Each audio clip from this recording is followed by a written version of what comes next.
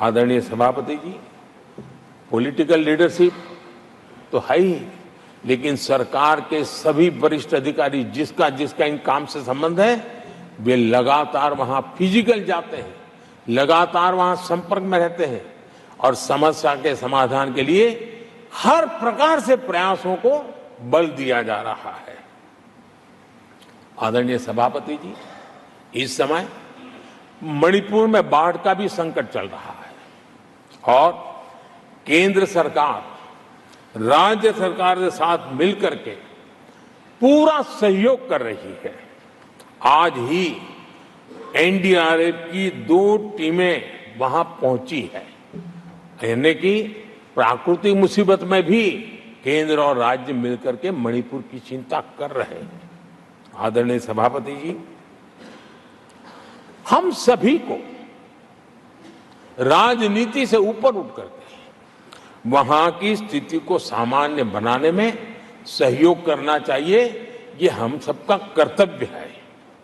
आदरणीय सभापति जी, जो भी तत्व मणिपुर की आग में घी डालने की कोशिश कर रहे हैं, मैं उनसे आगाह करता हूं कि ये हरकतें बंद करें। एक समय आएगा मणिपुर ही उनको रिजेक्ट करने वाला है, ऐसे लोगों को। आदरणीय सभापति जी, जो लोग मणिपुर के इतिहास को जानते हैं, मणिपुर की घटनाक्रम को जानते हैं, उनको पता है कि वहां का सामाजिक संघर्ष का एक लंबा इतिहास रहा है। उस संघर्ष की मानसिकता की जड़ें बहुत गहरी हैं, इसको कोई नकार नहीं सकता है।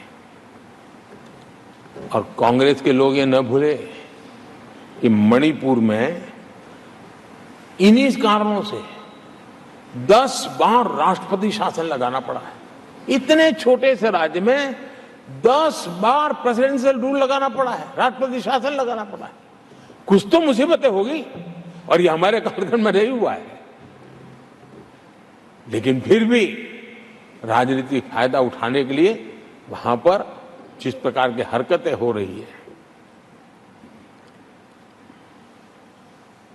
और राष्ट्रपति जी, आदरणीय सभापति जी, मैं इस सदन में देशवासियों को मैं बताना चाहता हूं, 1993 में मणिपुर में ऐसे ही घटनाओं का क्रम चला था और इतना तीव्र चला था, इतना व्यापक चला था, वो 5 साल लगातार चला था।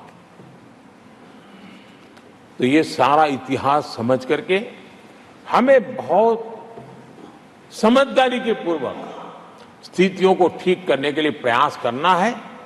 जो भी इसमें सहयोग देना चाहते हैं, हर एक का सहयोग भी हम लेना चाहते हैं, लेकिन हम सामान्य स्थिति को बरकरार रखने में, शांति लाने में भरपूर प्रयास कर रहे हैं। आदरणीय सभापति जी, ये मेरा सौभाग्य रहा है कि मैं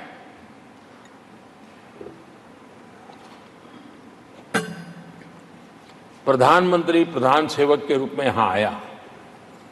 उसके पहले लंबे अरसे तक मुझे मुख्यमंत्री के रूप में सेवा करने का अवसर मिला था और इसके कारण मैं अनुभव से सीखा हूं कि फेडरलिज्म का महात्म्य क्या होता है और उसी में से कोऑपरेटिव फेडरलिज्म और उसी में से कॉम्पिटिटिव कोऑपरेटिव फेडरलिज्म, इन विचारों को मैं बल देता आया हूं। और इसीलिए जब G20 समिट हुई तो हम दिल्ली में कर सकते थे, हम दिल्ली में बहुत बड़ा तामझाम के साथ मोदी की वाहवाही कर सकते थे, लेकिन हमने ऐसा नहीं किया। हमने हर देश के हर राज्य के अंदर अलग अलग कोने में G20 के महत्वपूर्ण कार्यक्रम किए। उस राज्य को ज्यादा से ज्यादा वैश्विक प्रतिष्ठा मिले, इसके लिए प्रयास किया गया। उस राज्य का ब्रांडिंग हो, विश्व उस राज्य को जाने पहचाने, उसके सामर्थ्य को जाने और उसकी विकास यात्रा के लिए खुद भी अपना नसीब आजमाए, इस दिशा में हमने काम किया है, क्योंकि हम जानते हैं कि फेडरलिज्म के और रूप होते हैं। आदरणीय सभापति जी, जब कोविड के खिलाफ हम लड़ाई लड़ते थे, जितनी बार मुख्यमंत्रियों के साथ संवाद हुआ है, शायद हिंदुस्तान की आजादी के इतिहास में इतने कम समय में इतनी बार नहीं हुआ है, हमने किया।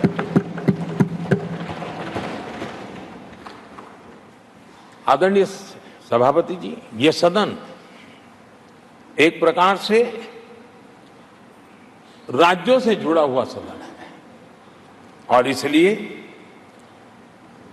राज्यों के विकास के कुछ फोकस एरिया, उसकी चर्चा इस सदन में करना मैं उचित मानता हूं और मैं कुछ आग्रह भी साझा करना चाहता हूं।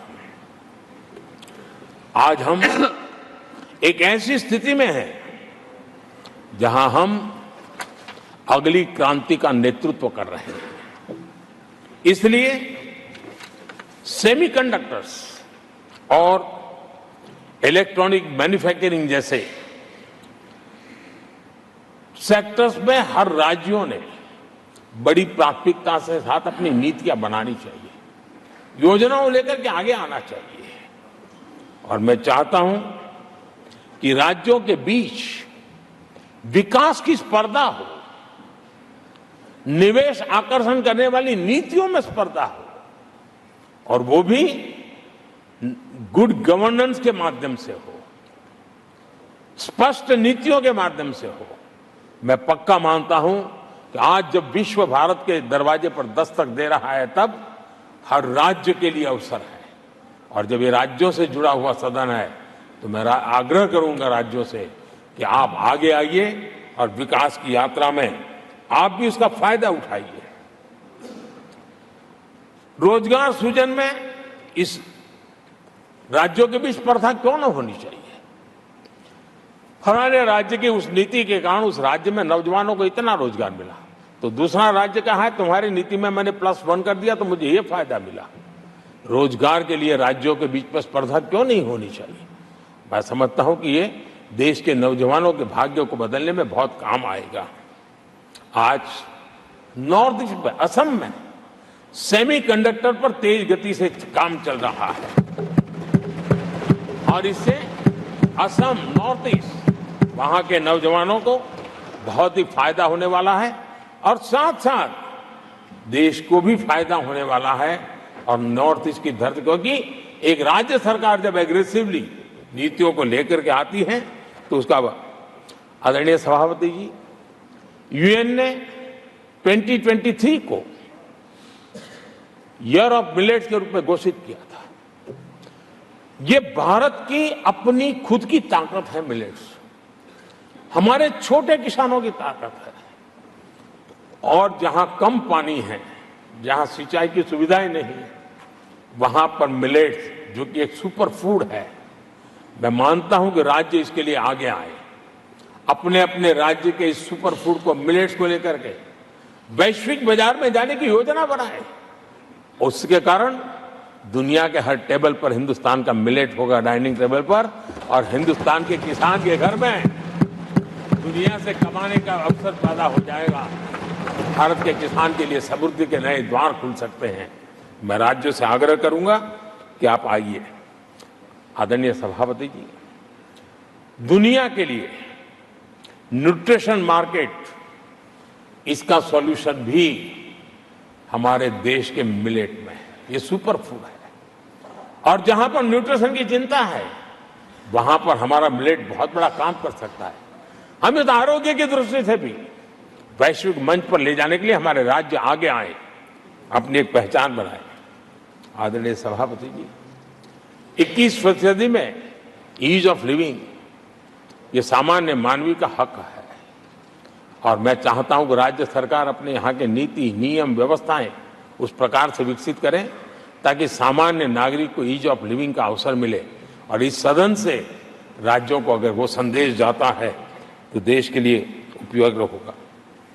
आदरणीय सभापति जी, भ्रष्टाचार के खिलाफ जो हमारी लड़ाई है, उसको हमें कई स्तरों पर नीचे ले जाना पड़ेगा और इसलिए चाहे पंचायत हो, नगरपालिका हो, महानगरपालिका हो, तहसील पंचायतें हो, जिला परिषद हो, ये सारी इकाइयों में एक ही मिशन के साथ भ्रष्टाचार से मुक्ति का राज्य अगर बीड़ा उठाएंगे तो हम बहुत तेजी से देश के सामान्य मानवी को जो भ्रष्टाचार से जूझना पड़ता है उससे मुक्ति दिला सकते हैं।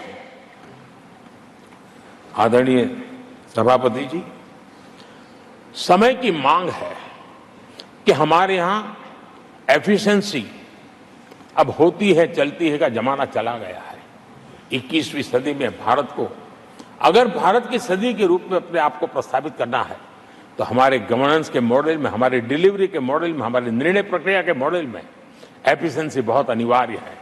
मैं आशा करता हूं कि सर्विस की स्पीड बढ़ाने में, निर्णयों की स्पीड बढ़ाने में एफिशिएंसी की दिशा में काम होगा। और जब इस प्रकार से काम होते हैं तो ट्रांसपेरेंसी भी आती है, इफ्स एंड बर्ड्स भी नहीं रहते हैं और सामान्य मानवीय के हकों की रक्षा भी होती है और ईज ऑफ लिविंग इसका एहसास हर नागरिक कर सकता है।